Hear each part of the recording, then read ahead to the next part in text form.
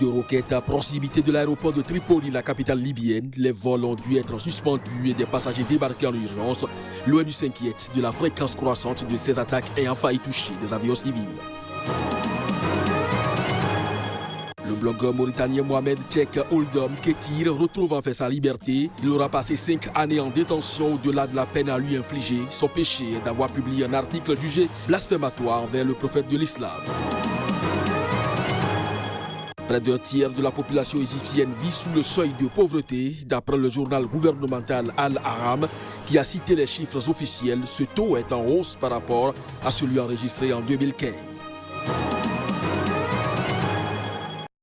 Ainsi se présente le sommaire de cette édition. Mesdames, Messieurs, bonjour et bienvenue. Le blogueur mauritanien Mohamed Cheick Ould Ketir retrouve enfin sa liberté. Il aura passé 5 années en détention au-delà de la peine à lui infliger. Son péché aura été d'avoir publié un article jugé blasphématoire envers le prophète de l'islam. Mahomet, reportage. Mohamed Cheick Ould Ketir a eu cette grâce à la veille de l'investiture du nouveau président de la Mauritanie. Le blogueur de 36 ans était initialement condamné à mort. L'ONG de défense de la liberté de la presse, Reporters sans frontières, s'est réjoui de sa libération, même s'il ne recouvre pas son entière liberté de mouvement. Depuis Nouakchott, son avocate Fatima Mbaye a confirmé sa remise en liberté. Le jeune homme n'est plus à Nouakchott, mais plus de précisions n'ont pas été données en raison de la sensibilité du dossier. Ould Ketir, détenu depuis janvier 2014, a vu sa condamnation à mort pour apostasie ramenée en appel à 2 ans de prison en novembre 2017, après avoir exprimé son repentir. Il aurait donc dû être remis en liberté, le pourvoi en cassation du parquet n'étant pas suspensif. Mais il avait été placé depuis en détention administrative. Le président mauritanien sortant, Mohamed Ould Abdelaziz, qui doit être remplacé ce jeudi par le président élu Mohamed Ould Cheikh Ghazouani, avait le 20 juin justifié cette situation par la sécurité personnelle du blogueur, aussi bien que celle du pays. Chute de roquettes à proximité de l'aéroport de Tripoli, la capitale libyenne. Les vols ont dû être suspendus lundi et des passagers débarqués en urgence. L'ONU s'inquiète à cet effet de la fréquence croissante de ces attaques ayant failli toucher des avions civils. Reportage. Le trafic aérien a pu reprendre mardi, d'après des sources anonymes, au sein du seul aéroport opérationnel à Tripoli en Libye. La direction de l'aéroport n'était pas joignable dans l'immédiat pour confirmer la reprise du trafic. Lundi, les vols avaient dû être suspendus à 2 reprises.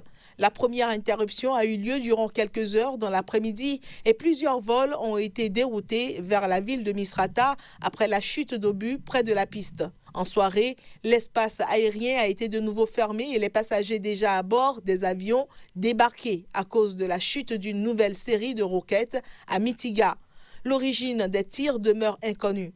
L'émissaire onusien pour la Libye a noté avec inquiétude la fréquence croissante des attaques sur l'aéroport de Mitiga. Plusieurs de ces attaques ont failli toucher des avions civils avec des passagers à bord, a-t-il souligné. Il a appelé les autorités de Tripoli à cesser d'utiliser l'aéroport à des fins militaires et à ce que les forces attaquantes cessent immédiatement de le prendre pour cible. L'aéroport a déjà été fermé à plusieurs reprises à cause des combats entre les forces loyales au gouvernement d'union nationale et celles de l'homme fort de l'Est, le maréchal Khalifa Haftar, qui a lancé une offensive le 4 avril pour conquérir la capitale libyenne. Située à quelques kilomètres à l'est de Tripoli, Mitiga est une ancienne plateforme militaire utilisée par le trafic civil en remplacement de l'aéroport international de Tripoli, gravement endommagé par des combats. Le roi Mohamed VI promet une étape nouvelle pour réduire les inégalités au Maroc. Il a dû annoncer notamment un remaniement gouvernemental à l'horizon de la rentrée prochaine pour apporter du sang neuf à son équipe. Reportage. Mohamed VI s'exprimait lors d'un discours prononcé dans son palais à Tétouan dans le Nord à l'occasion de ses 20 ans de règne célébrés avec la traditionnelle fête du trône. Son discours a été suivi par l'annonce de 4 764 grâces. Certaines concernent des détenus du mouvement de protestation du Irak qui avait agité la région du Rif en 2016-2017, selon un communiqué officiel qui ne donne aucune autre précision. شعبي العزيز Cher peuple, nous avons accompli un bond qualitatif en matière d'infrastructures, autoroutes, trains à grande vitesse, grands ports, énergie renouvelable, réhabilitation urbaine.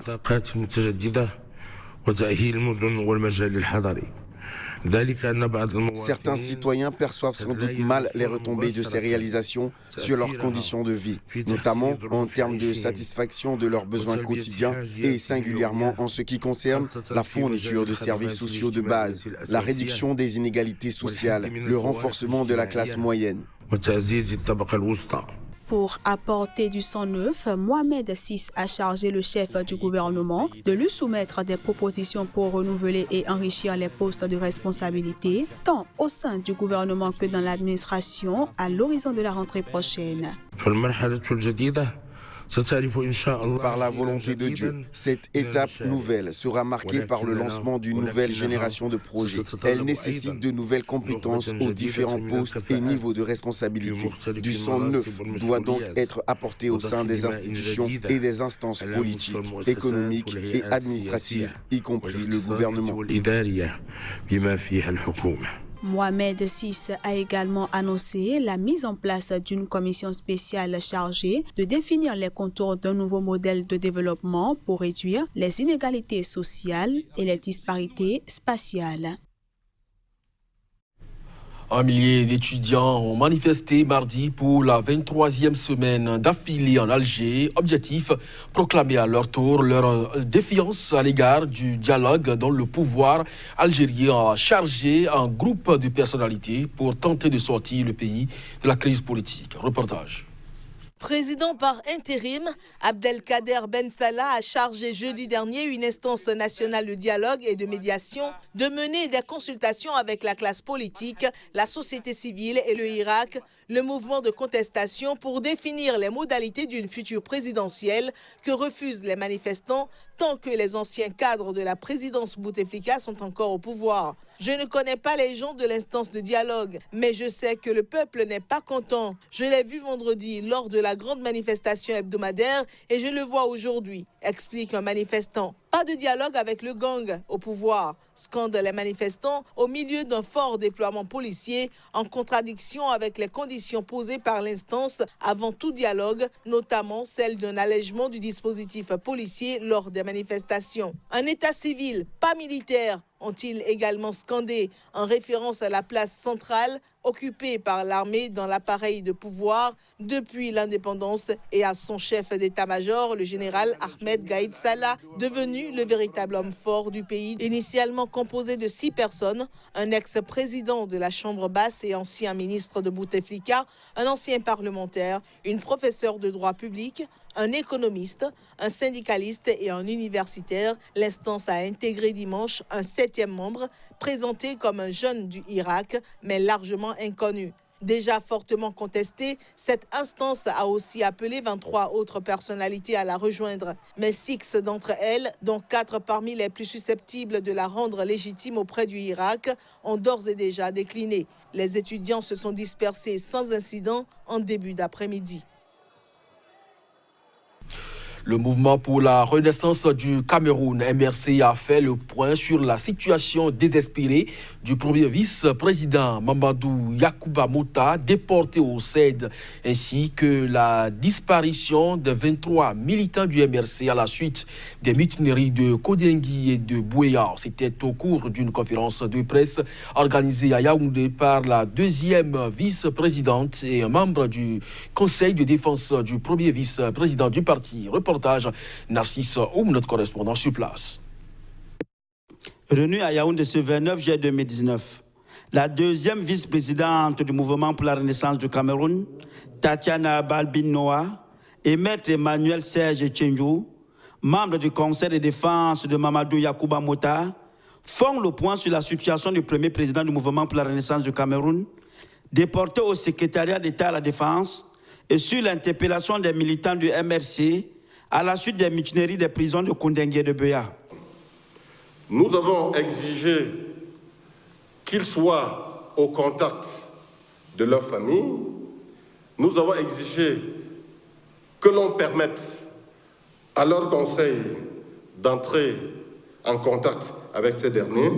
Pour le cas de Mamadou Mota, nous avons exigé que le président Mamadou Yacouba, au regard de son état de santé, soit transféré dans un centre hospitalier pour recevoir des soins adéquats. Sur le nombre de détenus exfiltrés, nous avons déposé une requête dans laquelle nous demandions qu'on nous donne exactement le chiffre, le nombre de prisonniers qui ont été exfiltrés. Jusque-là, nous n'avons pas obtenu de réponse. Pour rappel, dans 2 communiqués distincts, le gouvernement avait fait le point sur la mutinerie de la prison centrale de Yaoundé, où l'interpellation de 177 détenus, dont Mamadou Mota, premier vice-président du mouvement pour la Renaissance du Cameroun, dont au moins 2 personnalités avaient été blessées. Selon un autre communiqué, le bilan général de la mutinerie de Buea avait fait état de 43 détenus blessés, dont 2 éléments de force de sécurité, et 20 insurgés identifiés comme meneurs, placés à la disposition des services de police judiciaire de la région du Sud-Ouest pour exploitation. Près d'un tiers de la population égyptienne vit sous le seuil de pauvreté, d'après le journal gouvernemental Al-Ahram, qui a cité des chiffres officiels. Ce taux est en hausse par rapport à celui enregistré en 2015. Reportage. L'Agence centrale pour la mobilisation et les statistiques publiques a publié lundi le rapport sur les revenus et dépenses pour 2017-2018, ce qui a donné une idée précise sur la vie du citoyen égyptien moyen. Le taux de pauvreté a atteint 32,5% à travers le pays pour 2017-2018, une hausse de 4,7 points par rapport aux 27,8% enregistrés en 2015. Cet organisme officiel fixe le seuil de pauvreté à un revenu annuel de 480 € ou moins, soit environ 1,30 € par jour en moyenne. Le salaire annuel moyen d'une famille égyptienne a augmenté pour atteindre 3 200 €. Ces chiffres sur la pauvreté ont été publiés alors que l'Égypte s'apprête à recevoir une dernière tranche de 2 milliards de dollars du Fonds monétaire international dans le cadre d'un plan de soutien de 12 milliards de dollars accordé en 2016. Le FMI a relevé la semaine dernière que la situation macroéconomique en Égypte s'est nettement améliorée depuis 2016. Au pouvoir depuis 2014, le président Abdel Fattah al-Sisi mène une politique d'austérité très impopulaire, visant notamment à réduire de manière drastique les subventions de l'État pour relancer une économie à genoux depuis le soulèvement populaire de 2011 contre l'ex-président Hosni Moubarak. Les autorités ont réduit les subventions au carburant début juillet dans le cadre du projet de réforme. En mai, les prix de l'électricité ont augmenté de près de 15%. Ainsi se referme cette édition. Merci à vous de nous avoir suivis. Très bonne journée accompagnée des programmes de SICA. À très bientôt.